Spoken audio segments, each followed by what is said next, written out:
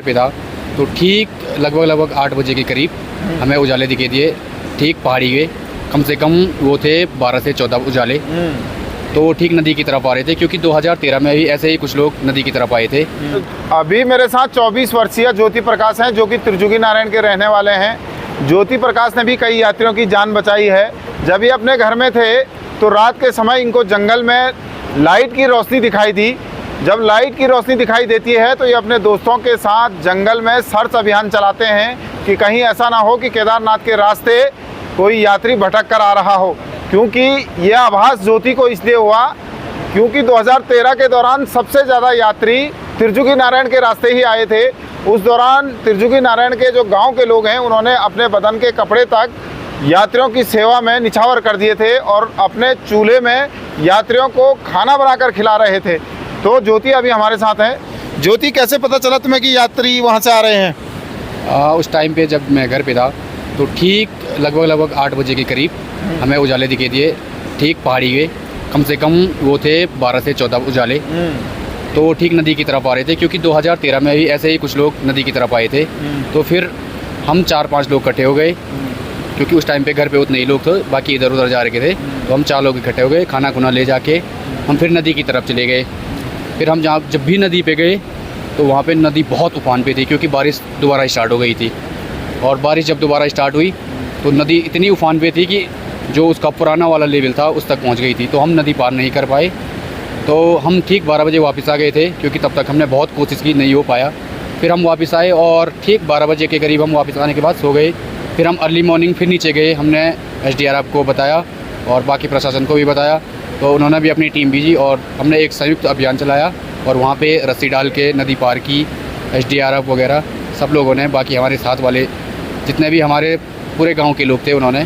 तो उसके बाद ही उनका रेस्क्यू किया गया। वहाँ पे 2 यात्री थे, एक की हालत तो बहुत गंभीर हो गई थी क्योंकि वो नहीं चल पा रहा था।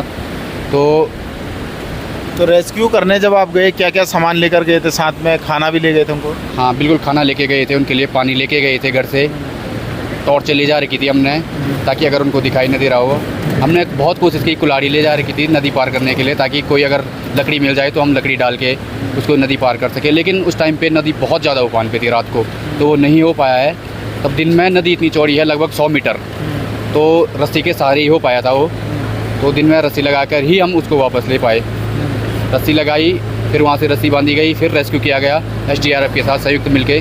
सभी गाँव वासियों ने उसका रेस्क्यू किया और एक भाई बहुत ही गंभीर हालत में था, तो उसको तो पहले उधर ही जाके खाना खुना खिलाया गया, फिर उसको इधर वापस लाया गया, क्योंकि वो चलने की हालत में बिल्कुल भी नहीं था। और वो दोनों लोग दिल्ली से थे। यानी कि समय पर आप नहीं पहुंच पाते वहाँ तो हादसा बड़ा हो सकता था। बिल्कुल बिल्कुल। एक की हालत तो बहुत ही गंभीर हो गई थी, क्योंकि वो न ऊपर चल पा रहा था, नीचे वो लेट गया था एकदम से। तो बड़ी मुश्किल से उससे कांटेक्ट कर पाए, उसके दूसरे साथी से। तब उसको बताया गया कि हम आ रहे हैं, उसी के पास रहे। तो फिर जाके वहाँ से रस्सी फंसाई गई, फिर रस्सी के सहारे हम उधर गए। फिर SDRF की टीम ने उसको पहाड़ी पे चढ़ के नीचे लाए। बाकी लड़के भी गए लोकल से, जो बाकी हमारे साथ के साथी। तो रात को आपको डर नहीं लगा? लोग वहाँ से भाग रहे थे इधर को और आप उधर चले गए? नहीं, ऐसा डर तो नहीं लगा, क्योंकि हमने पहले भी आपदा देखी हुई है, 2013 की त्रासदी देखी हुई है। तो उतना डर नहीं लगा। यही था कि कोई फिर से न मर जाए, फिर से किसी के साथ ऐसा हादसा न हो जाए फिर से, इसीलिए हम चले गए पहले ही। क्योंकि 2013 में वहाँ से बहुत लोग लापता हो गए थे, वहाँ नीचे आते आते, इसीलिए हम पहले ही चले गए थे। ज्योति, करते क्या हैं आप और क्या बनना चाहते हैं? फिलहाल तो मैं GMAX IT सर्विस में प्रीपेड काउंटर यही उस पर सर्विस दे रहा हूँ। अभी तो फ़िलहाल वही जॉब कर रहा हूँ मैं। फ़िलहाल 19 से तो मैं वही हूँ। पढ़ाई पूरी हो गई? हाँ, पढ़ाई पूरी हो गई है मेरी। अच्छा, बनने का क्या ठाना था तुमने कि भाई मुझे ये बनना है? यहाँ का सबका एक ही रहता है, पहले तो आर्मी। उसके बाद अब नहीं कर रहे हैं ट्राई? एज गई? एज हो गई है अभी। हाँ, 24 हो गई है, तो अभी नहीं कर। तो लेकिन देश की सेवा में नहीं जा पाए तो अब समाज की सेवा भी करते हैं? बिल्कुल बिल्कुल। यहाँ हम यात्रियों की हर तरीके से मदद करते हैं। प्रीपेड काउंटर पे रहते हैं, तो उनके साथ कोई धोखाधड़ी न हो किसी भी तरीके से, तो इसके लिए हम वहाँ पे तैनात रहते हैं। उनके सर्विसेज देती है सभी काउंटर हमारा। तो ये ज्योति हैं, उनका कहना है कि वो बचपन से उनका एक एम था कि उनको आर्मी में जाना है, और आर्मी में जब वो भर्ती नहीं हो पाए तो अब वो अपने राज्य की सेवा कर रहे हैं, यात्रियों की सेवा कर रहे हैं।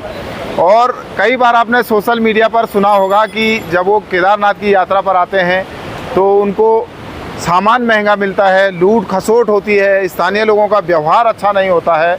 लेकिन आपने ज्योति की बातों से ये तो साफ हो गया होगा कि जब रात को पहाड़ों में उनको लाइट, पहाड़ी पर उनको लाइट चमकते हुए दिखाई दी, तो ज्योति ने अपने साथ के लोगों को ले जाकर रेस्क्यू अभियान शुरू कर दिया। भले नदी उफान पर थी, उनका कहना है कि जिस तरीके से 2013 में आपदा आई थी वो दौर भी उन्होंने देखा था, तो उनके दिल में था कि जो यात्री आ रहे हैं इनको नुकसान ना हो, इन यात्रियों को सकुशल कैसे बचाया जाए।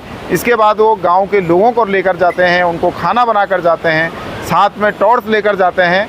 लेकिन नदी जब उफान पर थी तो वो सफल नहीं हो पाए। दूसरे दिन उन्होंने कई फ़ोन घुमाए, एसडीआरएफ को अपने साथ ले जाकर सकुशल रेस्क्यू कराया। सोनप्रयाग से दैनिक उत्तराखंड के लिए मनोज चौहान।